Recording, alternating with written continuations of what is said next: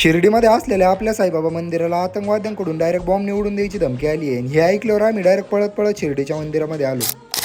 आता तुम्हाला सगळ्यांना माहिती आहे का आपलं भारत आणि पाकिस्तान युद्ध चालू आहे. पण मला काय म्हणायचं, हे जर पाकिस्तान आपल्या महाराष्ट्र शेजारी असतं ना, तर इथल्या लोकांनी याचा बांध करून करून अख्ख्या पाकिस्तानवर कब्जा केला असता. बिनी करीत डायरेक्ट लोणीमध्ये आलो आणि अचानक भयानक आपल्या तिथल्या दलिंदर मित्राला उचललं. ते कायसाठी, तर आपल्याला जायचं होतं शिर्डीमध्ये गेल्या गेल्या डायरेक्ट दुसऱ्या शूटरला उचललं आणि आतंकवादी आले तर सगळ्या हत्याराचा बंदोबस्त हाच करणार आहे त्यांना मारायसाठी. मग वेळ न घालता डायरेक्ट अचानक भयानक मंदिरामध्ये आलो. मस्तपैकी दर्शन वगैरे करून आम्ही निघालो बाहेरच्या दिशेने. आणि आम्ही तर दर्शन केलंय आणि तुम्ही पण पटकन दिवशी दर्शन करून घ्या.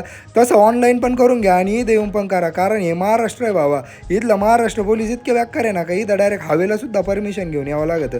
मग डायरेक्ट आम्ही निघालो जेवण करायला डायरेक्ट प्रसाद घेण्यासाठी. गेल्या पटकन दिवशी आम्ही तिकीट काढले आणि डायरेक्ट निघालो जेवणाच्या दिशेने. गेलं मस्तपैकी जेवण करायला आम्हाला त्यांनी वाढलं. आणि जेवण इथलं इतकं खतरनाक असतं ना का नांदच नाही करायचा. जेवण करून आम्ही निघालो डायरेक्ट घराच्या दिशेने. बाकी तुम्हाला उन्हाताना जेवढे भारी व्लॉग बघायचे असेल तर मुकुल साबळेला फॉलो करून टाका. संपला विषय.